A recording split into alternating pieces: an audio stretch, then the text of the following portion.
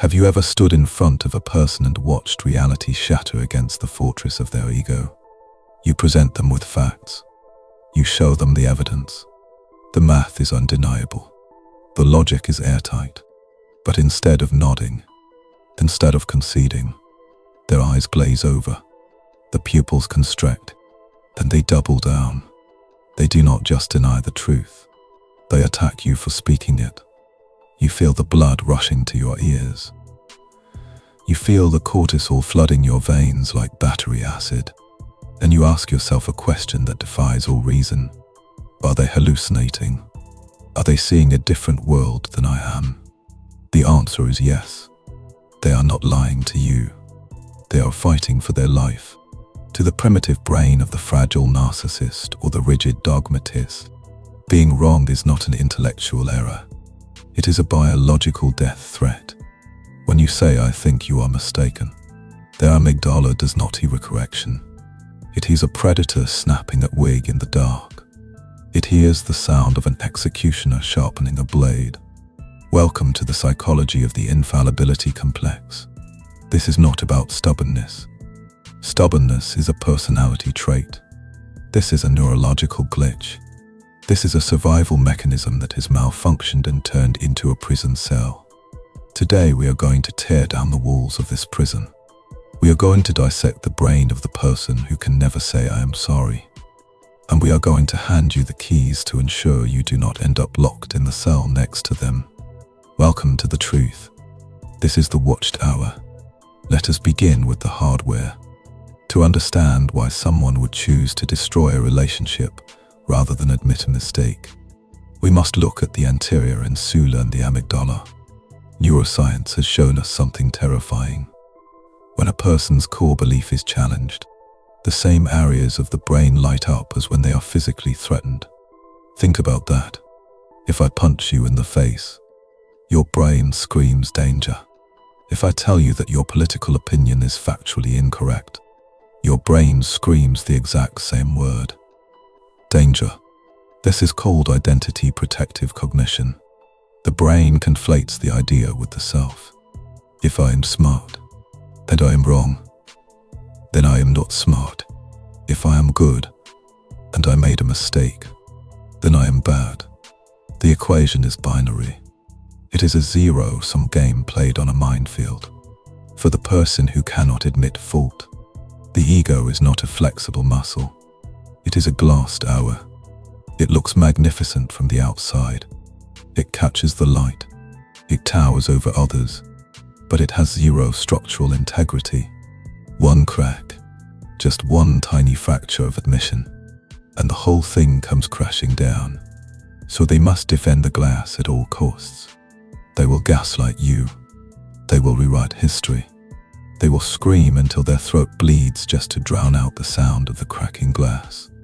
This brings us to the concept of cognitive dissonance. Leon Festinger identified this in the 1950s. It is the mental discomfort experienced by a person who holds two or more contradictory beliefs. I am a good person, but I did a bad thing. The tension is unbearable.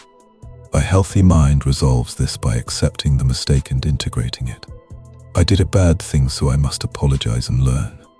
But the rigid mind cannot integrate, so it must delete. They delete the reality where they made the mistake. They edit the footage of their own memory in real time. This is not a lie in the traditional sense. A lie implies the person knows the truth and conceals it. This is a delusion. They have successfully convinced themselves that the sky is green because admitting it is blue would mean they were wrong yesterday. But why? Why is the ego so fragile? We must look at the childhood architecture. Often this person was raised in an environment where love was conditional. Affection was not given for who they were. It was given for what they did. If they were perfect, they were safe. If they messed up, they were exiled. They learned a brutal code. Perfection equals survival. Error equals annihilation. So they built a shell, a perfect porcelain mask that they present to the world. Admitting a fault is not just a social faux pas. It is a breach of the hull. It lets the water in. and they are terrified of drowning in their own inadequacy.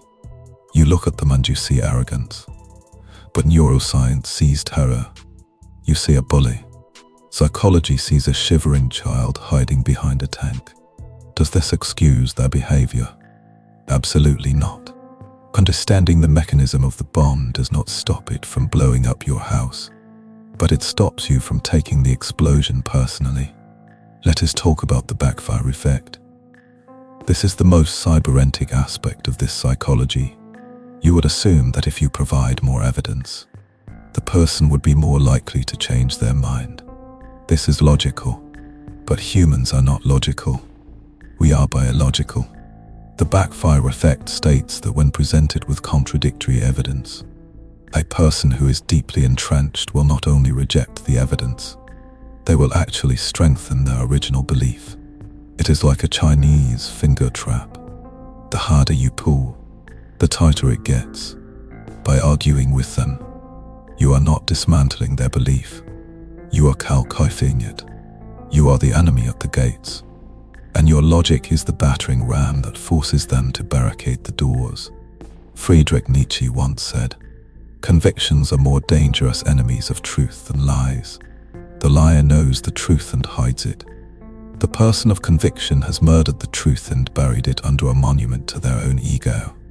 This is the danger of certainty. Certainty is a drug. It feels good. It calms the anxiety of the unknown. To say "I do not know," or "I was wrong," is to step into the void. It is to accept chaos. And for the rigid mind, chaos is the ultimate enemy. You must understand the difference between the scout mindset and the soldier mindset. Julia Galef coined these terms. The soldier is on the battlefield. Their job is to defend the territory, to attack the enemy, to never give an inch. Information is either a weapon or a threat. This is the person who never admits they are wrong. They are at war with reality. The scout has a different job. The scout is not there to fight. The scout is there to map the terrain. The scout wants to know if there is a bridge across the river. If the bridge is out, the scout does not argue with the river. The scout does not pretend the bridge is there. The scout updates the map. Being wrong is not a failure for the scout. It is data. It is a successful discovery of what is not true. If you are dealing with a soldier, you cannot win by fighting. You can only win by refusing to be on the battlefield. This brings us to the protocol. How do you handle the person who cannot bend? You do not try to break them. You use the Aikido approach. You use their own rigidity against them. We call this the Trojan horse of agreement. When they state a falsehood, do not attack it head-on. That triggers the amygdala. Instead, ask a question that forces them to simulate the outcome of their belief. This is called Socratic surgery. You are not the executioner. You are the doctor, and you are asking them to locate the pain. Instead of saying you are wrong about the data, ask them, if we followed this plan and it failed, what would be the first sign? Force their brain to engage the dorsolater or prefrontal cortex, the logic center. Take them out of the emotional center. Make them simulate the future.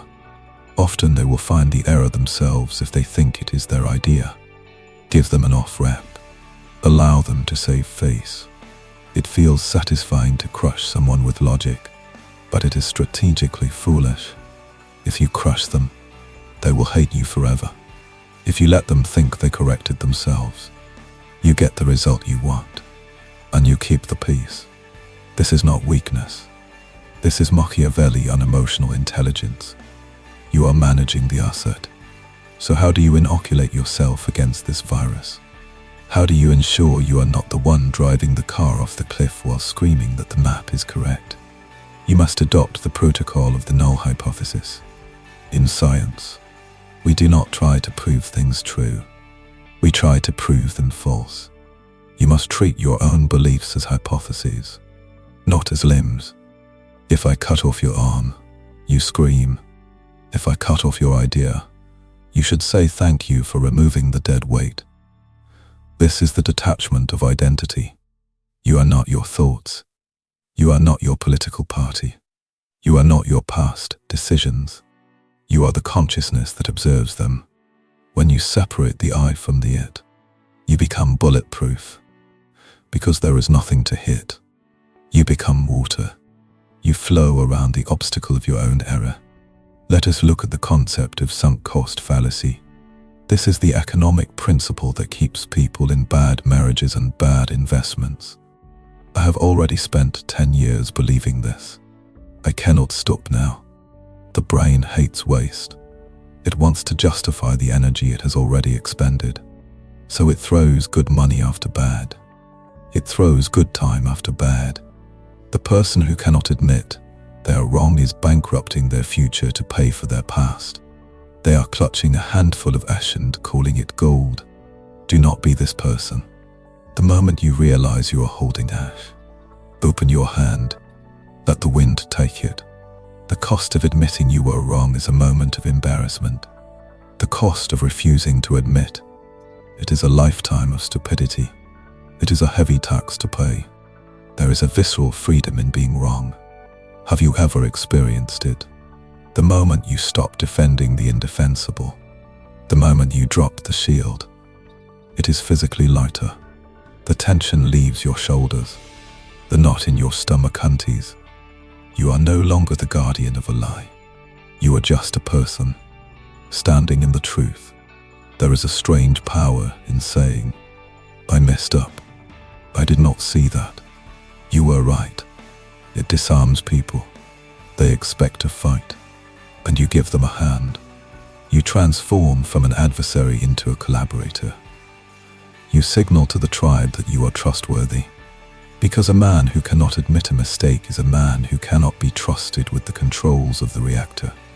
If you cannot acknowledge the leak, you cannot fix the ship. And if you cannot fix the ship, we are all going to drown. The world is full of people screaming that they are right. Be the quiet one who is getting it right. There is a massive difference. One is noise. The other is signal. Be the signal. We are mind ministry, and we are watching.